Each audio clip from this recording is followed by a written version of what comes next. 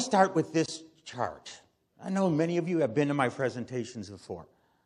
And I start with this chart because it was this chart that gave me the idea and the motivation to write the book, Stocks for the Long Run.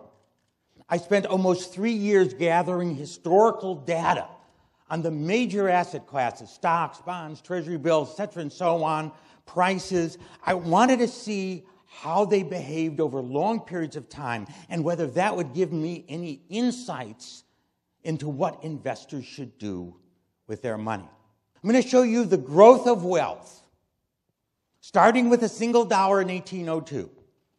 Reinvesting your dividends, let your capital gains ride. And all this is measured after inflation. That's what we mean by total returns. A single dollar in stocks turns all the way to $613,000 of purchasing power by the end of last year. If you put the same in U.S. government long-term bonds, the single dollar turns into $1,700. The same into treasury bills, into $285. Now, the next one of interest. I get asked all the time, Dr. Siegel, what do you think about gold in the long run?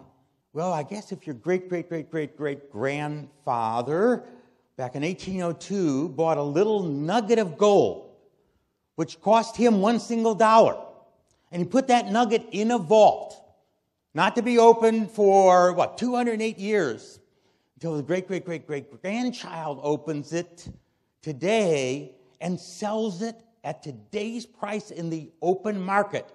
That single dollar of gold would have appreciated all the way to $4.27. Just a little bit ahead of inflation. That's all that the return on gold has been. But I'll tell you something, it's been a heck of a lot better than the U.S. dollar. Dollar has depreciated in purchasing power by almost 95% over the last 2 centuries. Let's look at this chart. 1802 to 2011, average annual returns after inflation, the stock market 6.6% a year. Look at how stable it's been over long periods of time. 1802 to 1870, 6.7. 1871, 1925, 6.7. Stocks are real assets. They do well under inflation. They don't do well under really heavy inflation.